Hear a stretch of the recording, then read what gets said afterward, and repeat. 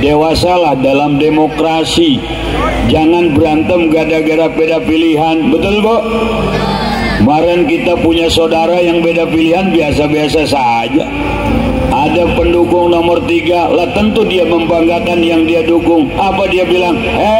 Sholat di Ganjar, puasa di Ganjar, ngaji di Ganjar, dan itu sudah dicatat di Lauhil Mahfuz MD. Maka kagak boleh lambat, harus sat-sat. Kata pendukung 2, mau sholat mau ngaji kudu punya tenaga, maka kami punya program makan gratis biar badan pada gemoy. Sorry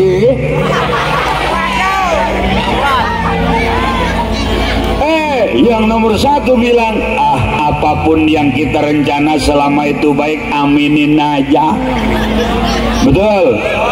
Jangan ribut, jangan berantem. Yang jadi presiden ada catatannya di Lauhil Mahfuz, yang jadi dewan ada catatannya di Lauhil Mahfuz. Dukung boleh, tapi jangan berantem. Dukung boleh, tapi jangan menghancurkan diri kita pribadi. Mana contohnya? Ada yang kemarin pasang baliho dukungannya sampai subuh, sholat subuh. Tidak, ini membahayakan dirinya sendiri. Betul?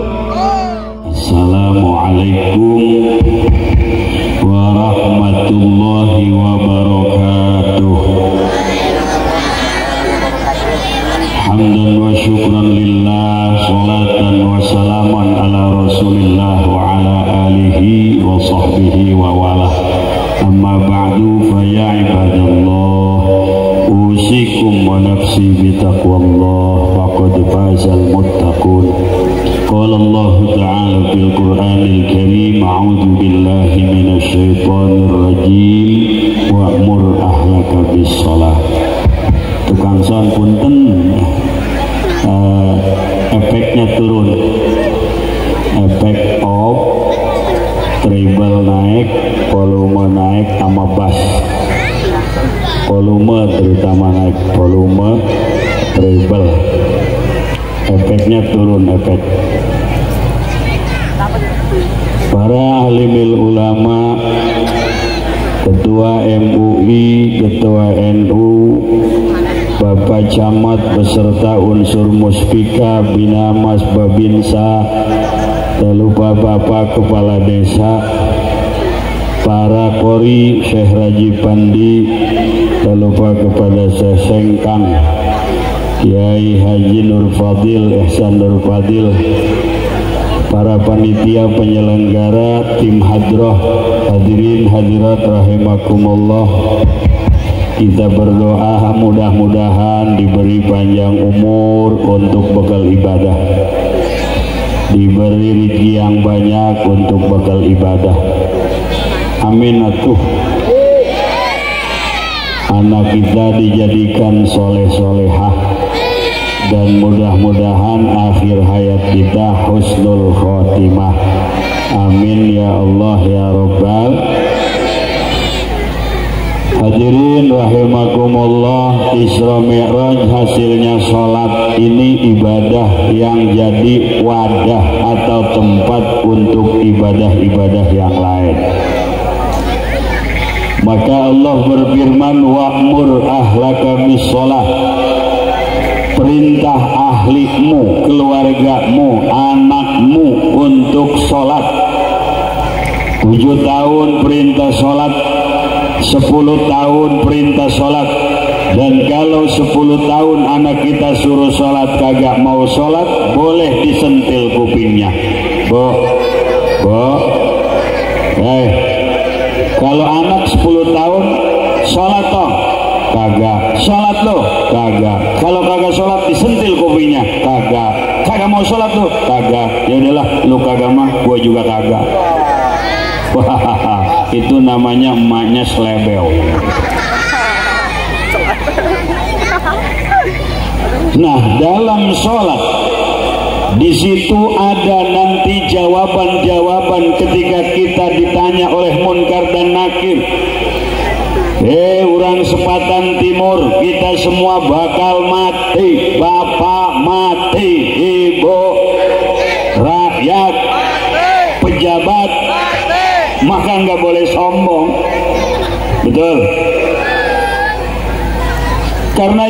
akan menyelamatkan kita itu bukan jabatan, bukan kekayaan, bukan apa-apa, tapi sholat kita. Ada yang pinter bisa bikin anggaran, ada yang pinter bisa ngukur, ada yang pinter bisa ngitung. Itu semua kepinteran disimpan di otak, di otak. Sekali lagi, di kurang keras, di otak, adanya di kepala. Maka kata Allah, sujud, jangan sombong, karena kepinteranmu, karena kemampuanmu, karena kecerdasanmu, karena kekayaanmu, karena jabatanmu adalah semua pemberianku. Sujudlah kepadaku. Maka kalau sujud, sujudnya benar, insya Allah ketika ditanya di alam barzakh oleh Munkar dan Nakir, dia akan bisa jawab, insya. Ibu lanjut, ibu bakal mati apa kagak? Bapak-bapak, tim hadroh, kori, polisi, camat, lurah yang ceramah, kenceng banget sama gua tang lu. Mati. Allahu Akbar. Pak Jokowi KW.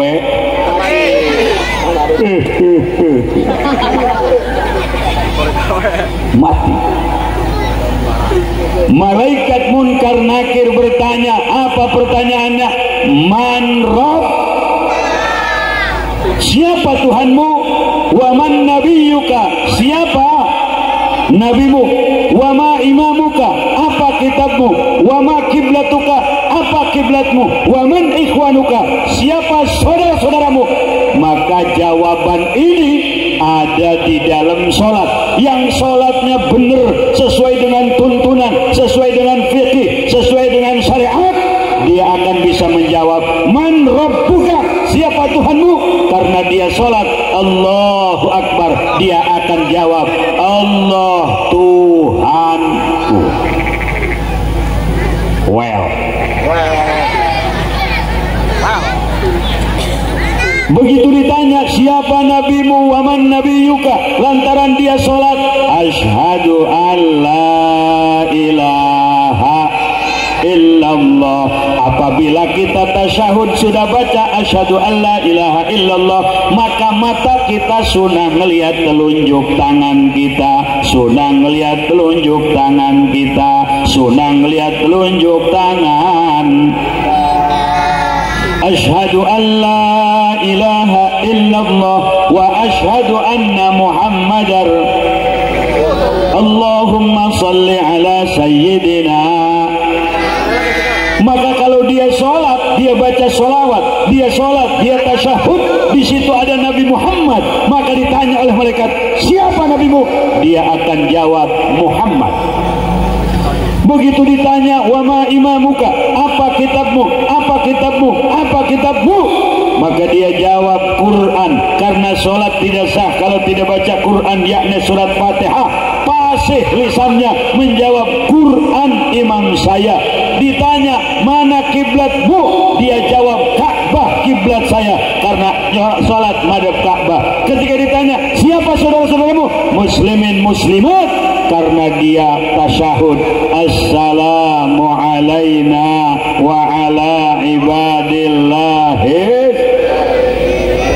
Maka sholatnya dirapihkan, insya Bobo, ibu, kalau sholatnya pengen rapih ngaji, jangan tinggal ngaji. Awas. Kalau sholatnya pengen bener ngaji, jangan tinggal ngaji. Kita tidak usah ribut dan tinggal nunggu keputusan. Boleh punya dukungan, tapi jangan gontok-gontokan. Hasilnya apapun, hakikatnya sudah dicatat di Lauhil Mahfuz. Siapa yang akan jadi presiden, siapa yang jadi dewan, sudah ada tulisannya.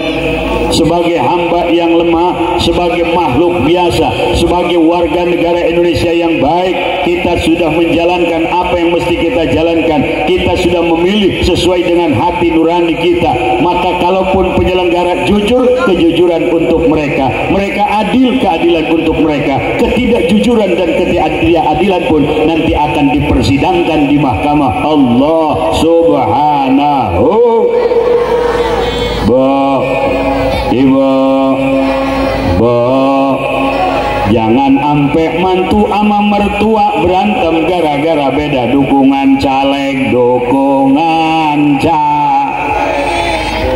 mantunya milih caleg yang warnanya kuning, mertuanya milih caleg yang warnanya merah. Itu mertuanya dikasih jeruk juga kagak dimakan kuning, giliran semangka habis sama kulit-kulitnya. Kasih jalan, Syekh Rajib mau berangkat ke Serang.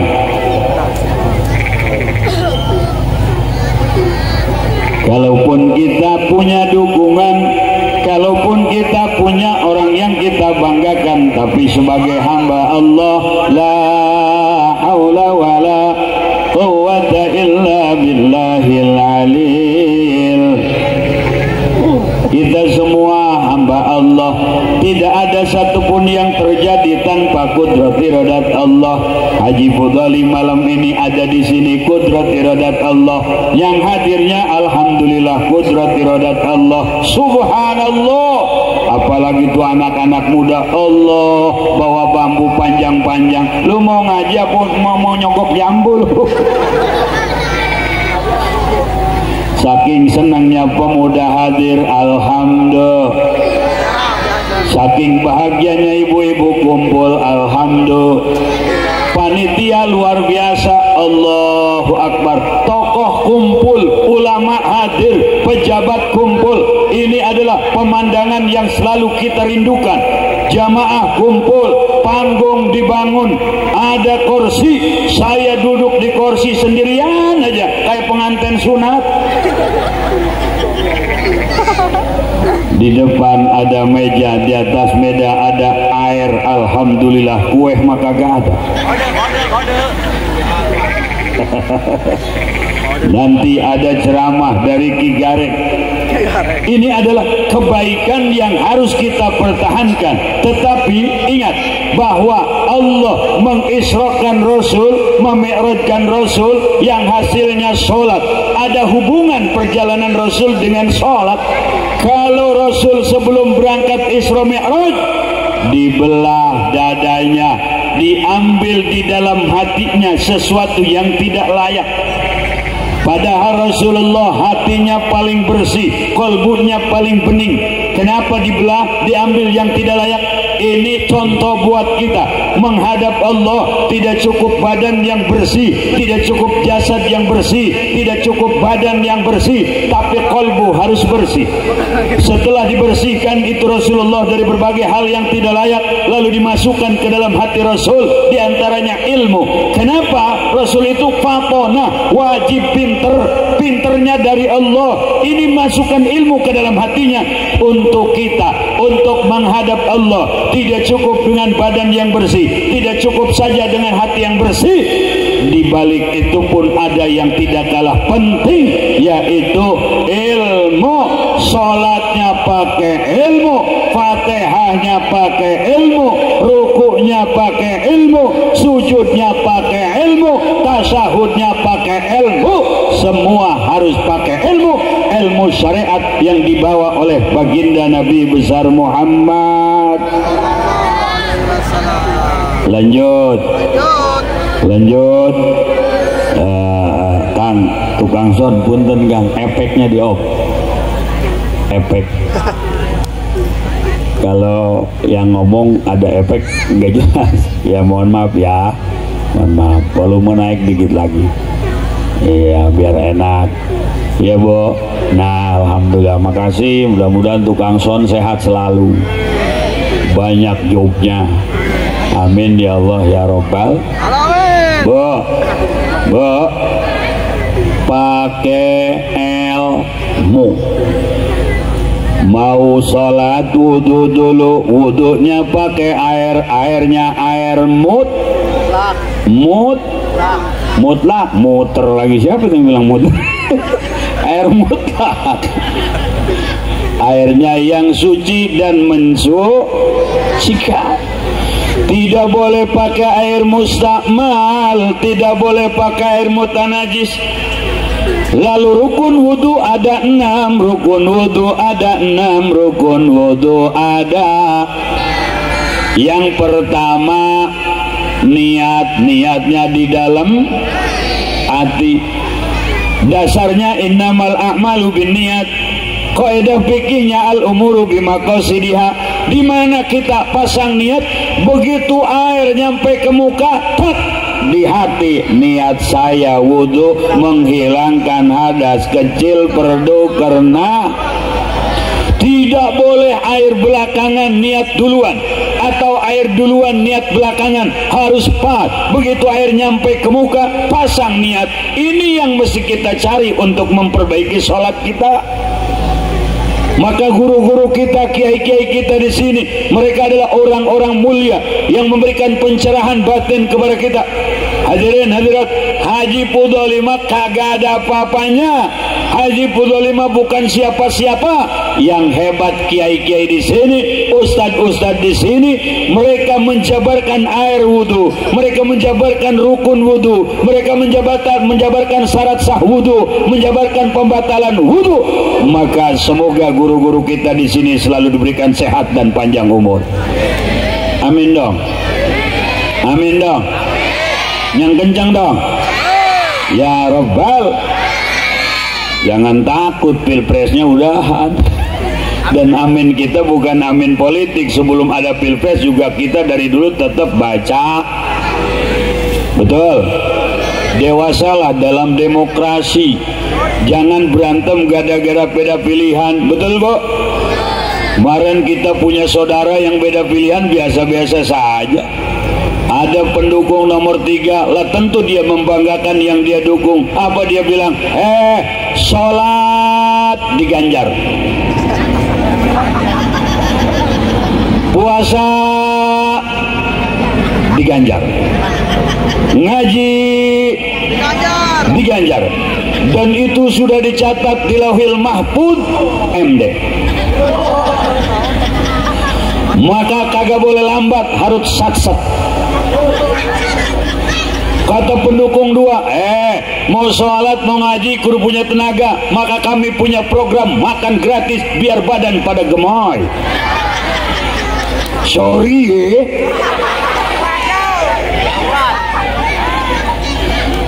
yang nomor 1 bilang, apapun yang kita rencana selama itu baik, aminin aja.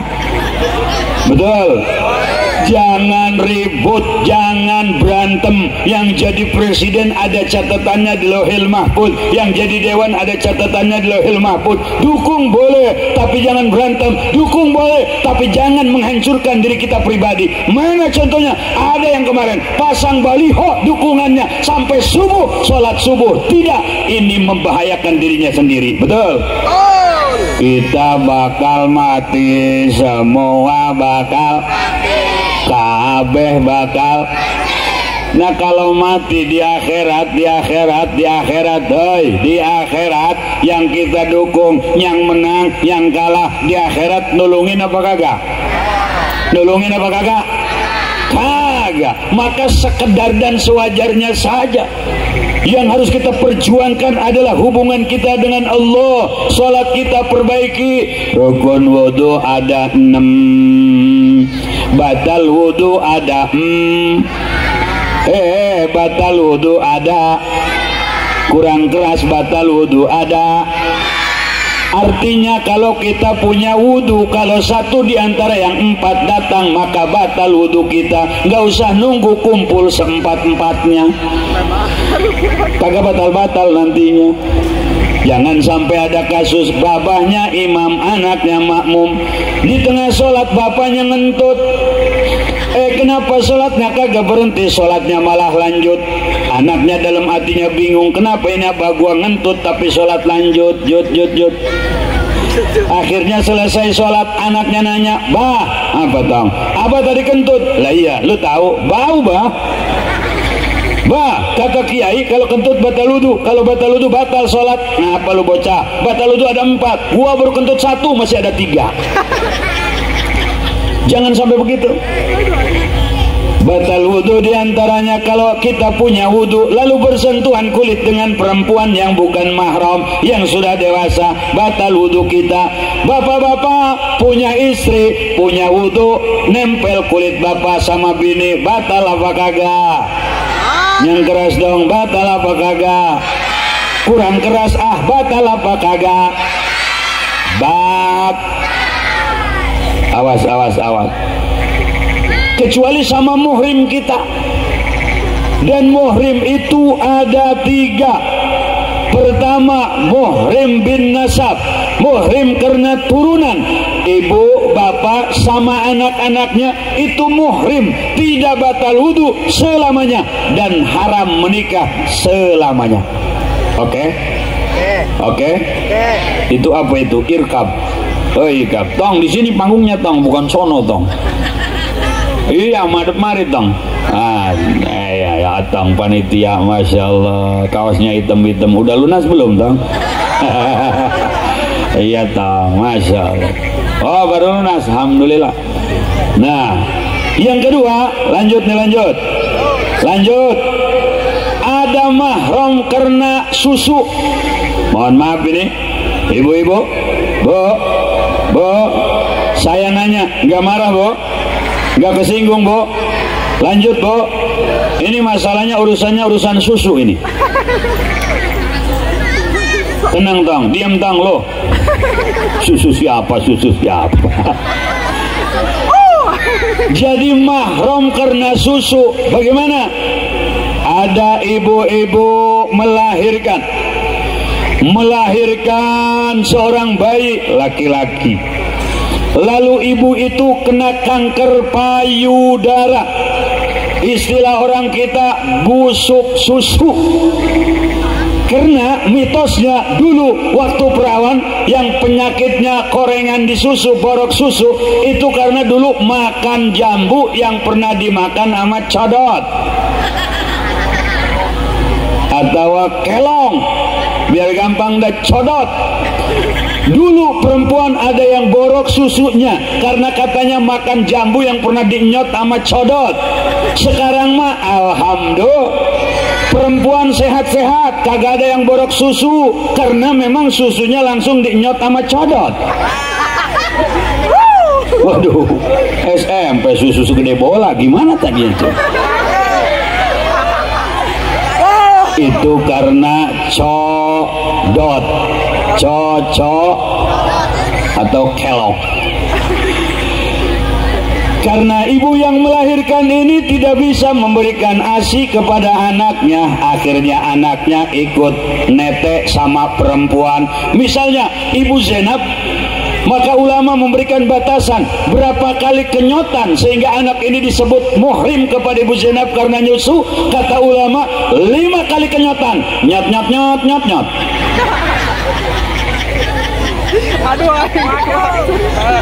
Lalu tertelanlah air susu itu, maka sekarang anak itu dengan ibu Zainab mahram karena nyusu.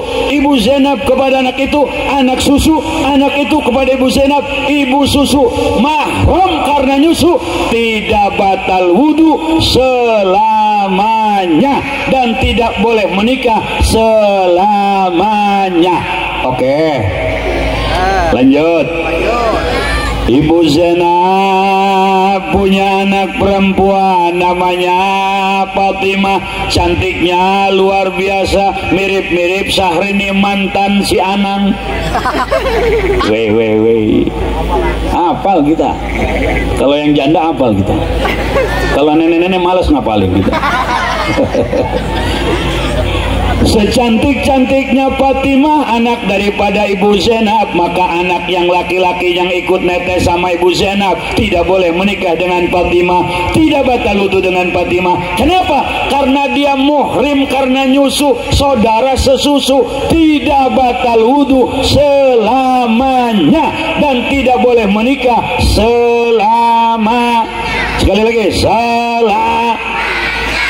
Nih biar paham nih urusan mahram nih.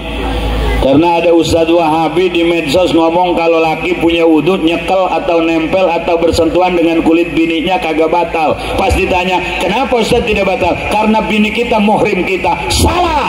Istri kita kalau muhrim tidak boleh ditikah oleh kita. Karena dia bukan muhrim, halal dinikah. Lalu itu boleh dipegang, itu boleh disetubuhi. Itu karena dinikah. Adapun dia muhrim kita bukan, karena boleh ditikah berarti bukan muhrim. Satu lagi. Halo. Halo.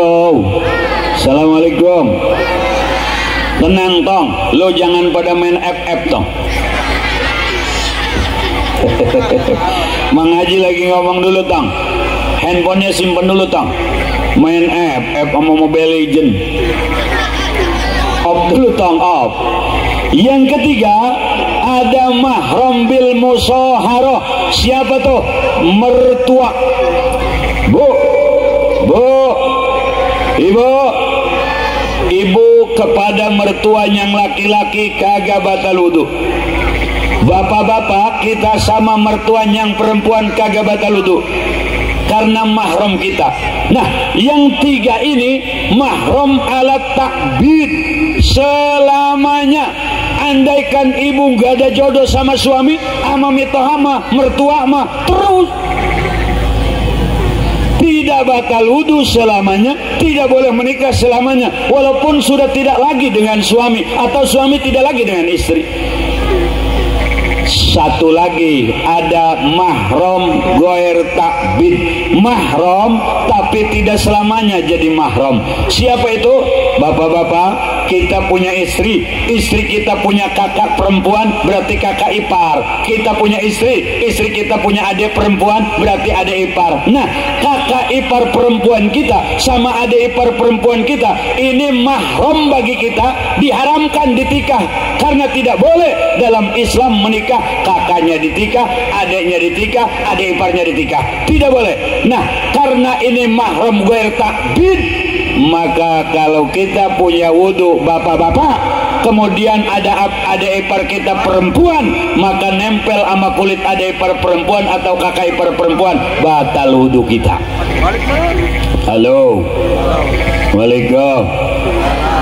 Tapi ini mahram tidak selamanya. Artinya kalau sudah tidak ada ikatan nikah dengan saudaranya, bercerai atau meninggal, kita boleh menikah sama adik ipar apa kakak ipar. Seorang laki-laki kemudian punya istri, istrinya meninggal, lalu dia menikah lagi dengan kakak iparnya yang tidak punya suami. Istilahnya naik ran, eta naik. Kalau seorang laki-laki menikah, lalu istrinya meninggal, lalu menikah lagi dengan adik iparnya yang perempuan, istilahnya turun. Kalau laki-laki menikah, lalu bercerai dalam kondisi hidup, lalu nikah lagi dengan adik iparnya, ranjang rusak namanya. Maka ibu-ibu ngaji, bapak-bapak ngaji, oke. Jangan tinggalin ngaji ya, insya. Nah, apalagi perempuan, neng, saudara-saudara saya semua nih, masya Allah, perempuan tiap bulan datang tamu bulanan. Apa namanya? Head, itu bahasa fikih, neng. Kalau anak sekolah nyebutnya men, kalau jawara nyebutnya si bewok muntah darah. Serem tuh jawara. Megangin pala duduk, kenapa bang? Puyeng pala gua. Ngapa emang? Si bewok muntah darah. Terus emang apa? Lah si botak merana, begitu dia bilang. Awas perempuan nih, bu, paling sedikit haid sehari semalam, galibnya satu minggu. Paling banyak haid itu 15 hari 15 malam. Kalau lebih dari 15 hari 15 malam bukan darah haid, namanya darah istihadah,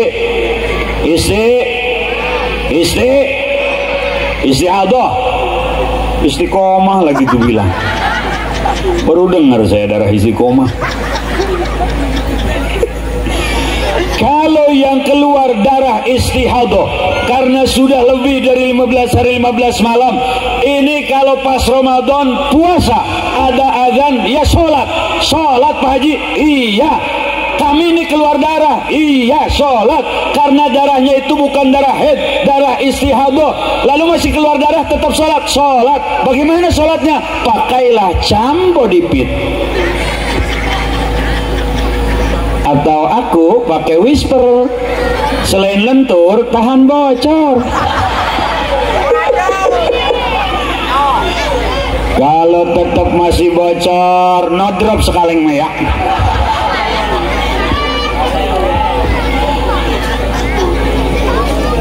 Nah, neng, ibu-ibu, kalau ibu istihadah mau sholat zuhur, jangan wudu dulu kalau belum masuk waktu. Allahu Akbar, Allahu Akbar. Nah, baru ibu kamar mandi bersih-bersih dulu, pakai pembalut dulu, wudu, langsung sholat zuhur. Tidak boleh wudu kalau belum masuk waktu. Awas nih, ini penting.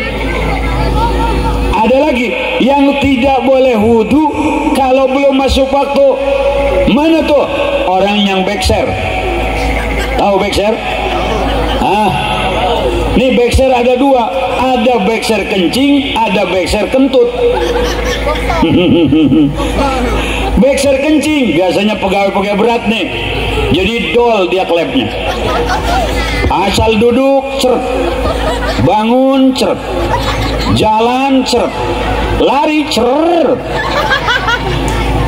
Ini backshare. Tidak boleh wudu dulu kalau belum masuk waktu. Sama kayak backshare kentut. Ada orang kentut mulu, megang tasbih kirain zikir, ngitungin kentut. Tut.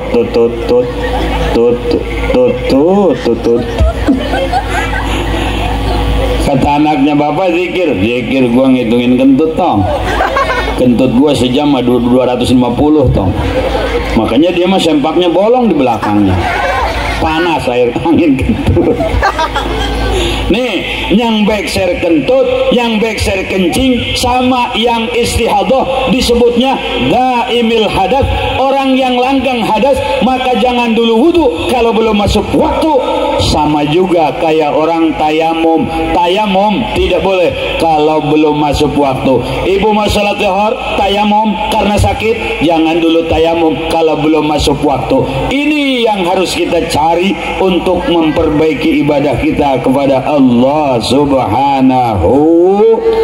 Mudah-mudahan kita panjang umur, diberikan rezeki yang banyak. Pejabat-pejabat kita, camatnya, lurahnya, bupatinya, gubernurnya, presidennya, menteri-menterinya sehat, TNI Polri-nya sehat, kita masyarakatnya sehat, teristimewa ulama-ulama kita sehat, habaib-habaib kita sehat, sehingga negara kita menjadi negara yang baldatun tayyibatun wa rabbun ghafur. Amin ya Allah ya Rabbal alamin. Hadirin hadirat rahimakumullah, masih ada mubalik yang lain. Saya mohon pamit, mau ngisi pengajian juga di Sangyang di Priok. Segitu aja ya Bu ya. Maafin ya Bu ya. Mudah-mudahan dapat pahala dan kita diampuni dosa oleh Allah Subhanahu wa taala. Wallahul muwaffiq ila aqwamit thoriq. Wassalamualaikum warahmatullahi wabarakatuh.